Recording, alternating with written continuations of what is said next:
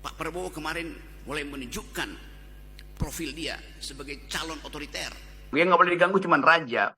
Tuhan aja bisa diganggu dengan doa. Itu artinya kira-kira diam aja, jangan cerewet, jangan musuhi kami. Loh, demokrasi itu adalah keributan, kecerewetan. Karena pembangunan itu adalah duit rakyat, pajak rakyat, masih kita nggak boleh ganggu. Tokoh-tokoh PAN yang muda-muda itu kritik dong pemimpinmu. Masa kamu disebut sebagai karyawan dari perusahaan yang namanya PAN yang CEO-nya adalah Presiden Jokowi. Padahal kalau kita mau sunyi, nggak mau diganggu, mau tenang, ya masuk panti jompo aja, selesai. Di situ sunyi banget, nggak bakal kita diganggu. Ya pensiun. Karena kan Bapak lihat sendiri, Bapak belum dilantik, hasilnya pun sudah bisa dipetik. Assalamualaikum warahmatullahi wabarakatuh. Kembali lagi di channel Prayoga Muhammad. Gimana kabar kalian semua? Semoga baik-baik saja ya, dan dilancarkan segala rizkinya. Kita bahas lagi teman-teman semua atas statement dari Pak Prabowo kemarin yang mengatakan jangan diganggu. Nah, kali ini benar-benar Bung Rocky Gerung mengkritiki tentang hal itu, dan juga beliau mengkritiki tentang Partai PAN. Begitu juga para netizen ya yang menemukan bahwasanya adik dari Pak Prabowo yang mempunyai perusahaan timah, dan ini pun akhirnya dikritik oleh netizen gitu ya. Bagaimana ceritanya? Langsung saja kita lihat videonya. Tapi kalau sudah tidak mau diajak kerjasama, ya jangan mengganggu. Yang nggak boleh diganggu cuma raja. Tuhan aja bisa diganggu dengan doa. Dan sebetulnya itu intinya kenapa kita terus ingin berkontribusi pada perbaikan dengan mengganggu apa yang sedang diterangkan. Kenapa? Karena pembangunan itu adalah duit rakyat, pajak rakyat, masih kita nggak boleh ganggu. Ada paradoks, Pak. Prabowo menginginkan dihidupkan kembali demokrasi, karena itu dia bangun partai politik yang namanya Gerindra. Begitu dia bangun partai politik, dia tahu bahwa kritik itu adalah nafas kehidupan dalam demokrasi. Gerindra bertahun-tahun juga menjadi oponen dari Pak Jokowi. Gerindra mengkritik Jokowi sampai 2019 begitu. Sekarang tiba-tiba Gerindra berkuasa, Gerindra bilang kami meneruskan Jokowi, oleh karena itu jangan kritik kami. Jadi paradoks ini mesti jelas. Ini sistem kita ini tidak boleh kita sembunyikan di dalam kemenduaan pengertian. Tidak boleh kita sembunyikan seolah-olah itu semacam lidahnya keseleo lidah tuh. Iya, tuh keseleo lidah. Tetap kita mesti minta sekali lagi official statement apa yang dimaksud, karena ini catatan bagi Komnas HAM, catatan bagi diplomat luar negeri, catatan bagi pers terutama yang mulai ketakutan. Gimana ceritanya kalau kita nggak bisa ganggu? Padahal yang disebut pers itu adalah nyamuk yang mendengung di depan mata kita, yang membuat kita kesel tuh kadang-kadang nempel di kuping. Kan itu yang disebut sebagai pengendalian politik melalui opini publik, dan opini publik itu pasti sifatnya gangguan. Nggak mungkin opini publik itu pujian. Pujian itu cuma ada di festival, di penguntingan pita tuh. Bahwa pers, mahasiswa, masyarakat sipil, LSM berhak untuk mengganggu, karena itu janji dari sistem demokrasi atau bahkan dalil dari sistem demokrasi. Ya, kami hubungannya PAN ini menganggap Pak Jokowi itu ya keluarga kita. Udah. Ya. Pak Jokowi owner, udah lagi coba, ya kan? Ketika mulai pembentukan PAN, saya ikut terlibat dalam banyak diskusi yang dulu sebutnya MARA, Majelis Amanat Rakyat. Ada Amin Rais di situ, ada Profesor Tuti, ada banyak intelektual di situ. Dan kita ingin mendalilkan waktu itu di awal reformasi harus ada sebuah partai yang berpikir, namanya Partai Amanat Nasional. Dan itu yang kemudian berubah perlahan-lahan menjadi partai kaum intelektual sebelum jadi partai para selebritis kan. Partai Jadi kelihatan artis nasional, ya. Partai artis nasional. Partai artis nasional. Ya. Jadi bayangin ketua partai sekelas Zulkifli yang udah jadi menteri malah melintang sebagai aktivis itu, terbukti memang karena ingin bersembunyi di dalam ketakutan dan menyebutkan bahwa Jokowi adalah CEO segala macam. Jadi kemunafikan itu yang diperlihatkan oleh PAN. Jadi kita mau supaya adalah tokoh-tokoh PAN yang muda-muda itu kritik dong pemimpinmu. Masa kamu disebut sebagai karyawan dari perusahaan yang namanya PAN yang CEO-nya adalah Presiden Jokowi. Ini soal yang menyangkut mental pemimpin. Nah, kelihatan bahwa Zulkifli itu adalah dealer bukan leader. Mantap sekali ya statement dari Bung Rocky Gerung ini. Ini harusnya kalau Pak Jul denger ini panas nih kuping ini. Oke teman-teman semua, kita lanjut lagi ke videonya. Saya akan mengomentari tentang pidatonya seorang Prabowo. Ya begitulah, namanya juga nggak pernah sekolah, mau harap apa? Nggak penting pendidikan, yang penting makan. Padahal kalau kita mau sunyi, nggak mau diganggu, mau tenang, ya masuk panti jompo aja, selesai. Di situ sunyi banget, nggak bakal kita diganggu. Ya pensiun. Lagian di perusahaan-perusahaan besar internasional yang ternama seperti McD, KFC, atau apapun, bahkan TikTok di sini, kan sering ada kan notifikasi, tolong berikan kritik dan saran. Bagaimana pendapat kalian? TikTok aja sebesar ini minta kritik dan saran kita. Nah sekarang kita mau jadi presiden Wakanda. Justru kita nggak mau diganggu, nggak mau kritik dan saran. Dan itu adalah awal dari kehancuran. Karena kritik dan saran itu membuat kita semakin pintar. Makanya negara-negara maju itu bisa pintar karena mereka itu terbuka atas kritik dan saran. Apalagi kalau kita ke Inggris, wah, mereka memohon, what is your opinion? Give us advice. Kalau di sini malah kita disuruh pindah negara. Kalian kritik-kritik terus, pindah aja kalau nggak suka tinggal di Wakanda, pindah negara. Itu namanya orang jadul. Makanya pentingnya memilih pemimpin yang milenial, Gen Z. Bukan yang Jetpam, zaman bahala. Zaman revolusi nggak jelas, zaman feudal, zaman VOC, begitu. Kalau zaman VOC begitu, kita tidak boleh terima kritik dan saran. Saya rasa kita ini masuk dalam aura kehancurannya. Benar-benar mengerikan sekali ya. Saya pun terima kritik dan saran dari semua orang. Bahkan dibully pun di TikTok. Saya juga punya perusahaan, staff-staff saya memberikan kritik dan saran. Bahkan customer saya memberikan kritik dan saran. Dan saya minta. Karena saya tidak mau ketinggalan. Mereka bayar ke saya. Apalagi presiden dibayar sama rakyat, nggak mau kritik dan saran. Hello, OMG. Dibayar tapi nggak mau diganggu. Ya masuk ke panti jompo aja. Di situ nggak ada kritik saran lagi. Tenang di situ. Maju terus Miss Juliet, kita perjuangkan. Kita lah oposisi yang abadi, yang sempurna. Salam oposisi. Menyala bangku. Oke teman-teman semua, kita pindah ke topik lain ya. Ini ada berita yang cukup ini. Kita lihat videonya. Lo, gak bahaya ta?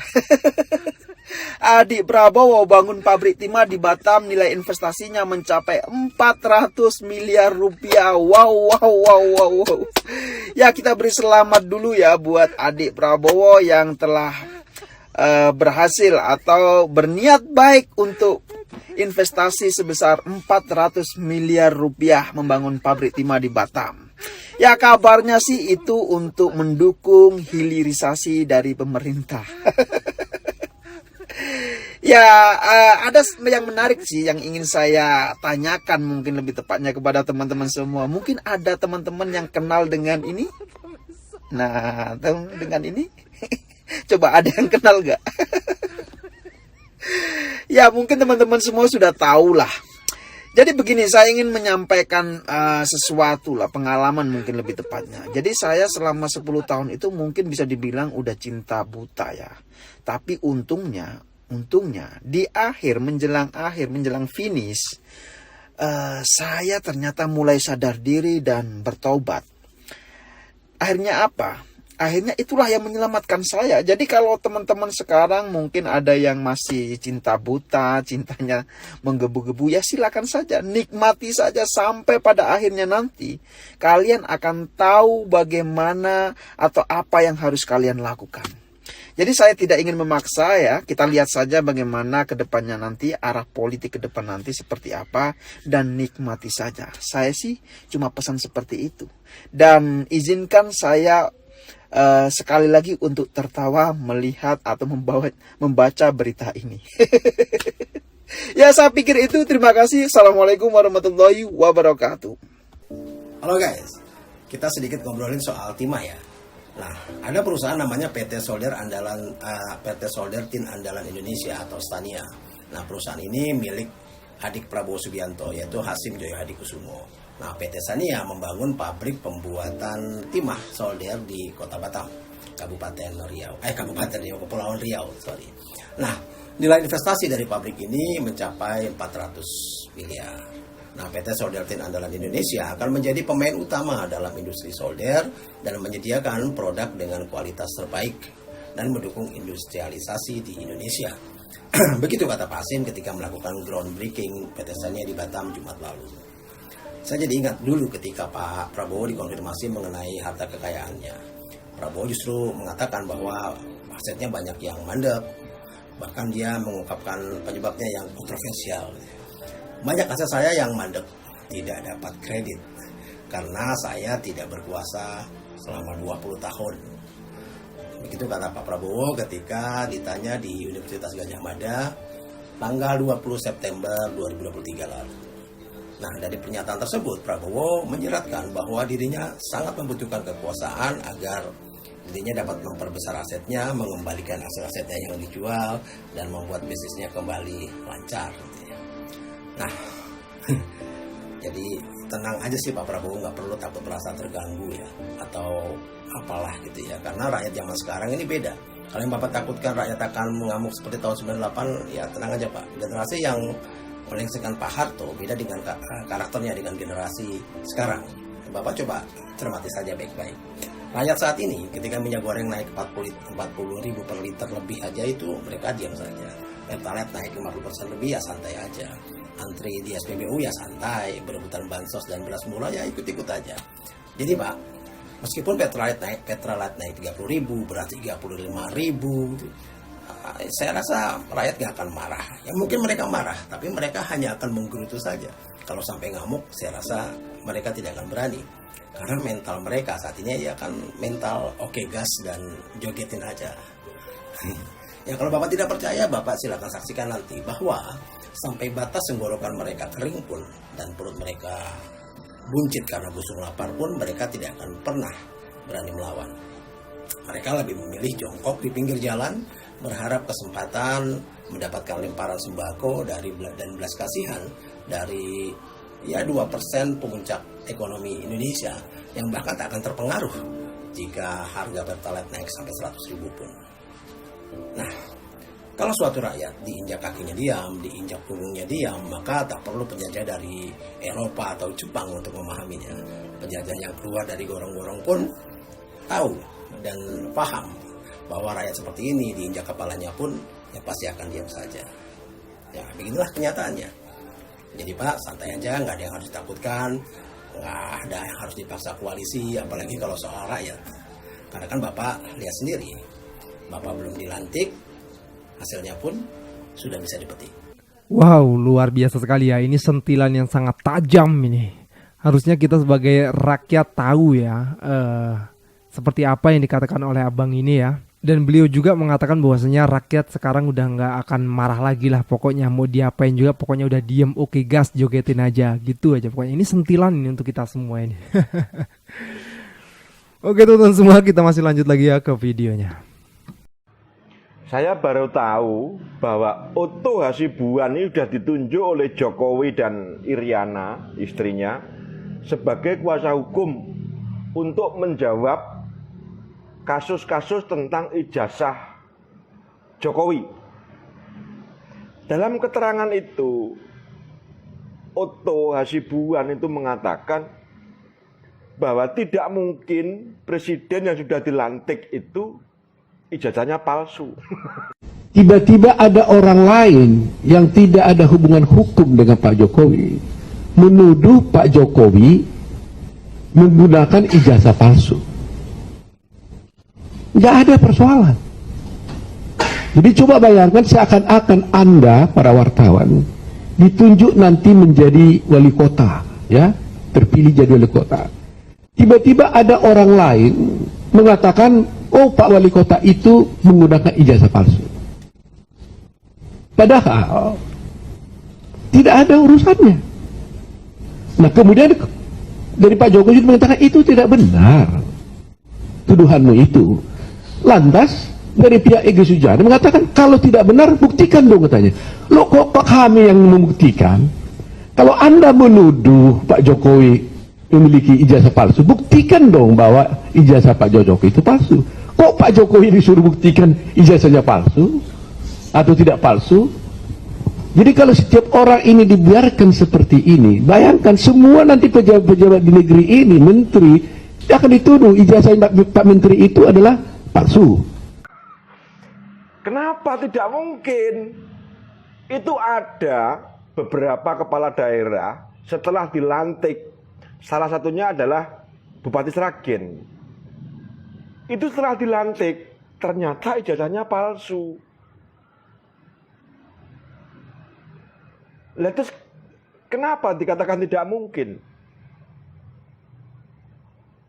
Sebenarnya ini kan hal sederhana ya. Dulu saya juga tidak percaya. Saya juga seperti Otto Hasibuan ini. Tidak percaya kalau seorang presiden itu ijazahnya palsu. Tapi berkembang 10 tahun. Terus saya bayangkan 10 tahun Jokowi memimpin ini. Kalau dia benar-benar ijazahnya, kalau dia benar-benar lulusan UGM, orangnya pinter, tidak mungkin membangun semua fasilitas negara, infrastruktur dari utang. Kan sering dikatakan oleh Jokowi, banyak aset-aset negara yang dulu dikuasai asing, sekarang sudah dikuasai pemerintah. Katanya dulu Freeport sudah 50% lebih diambil pemerintah. Blok Rokan katanya 70% nanti pendapatannya masuk negara. Lah kenapa utangnya gede? Itu bisa diartikan orang termasuk saya, Jokowi ndak pinter. Bisa jadi ndak pernah sekolah di UGM. Kenapa banyak orang yang tanya? Iya kan? Kalau Jokowi pinter, ndak mungkin dong utangnya banyak. Kalau Jokowi pinter, tidak mungkin petani-petani ini kesulitan dapat pupuk. Kalau Jokowi pinter, tidak mungkin harga sembako, harga kebutuhan pokok ini naik.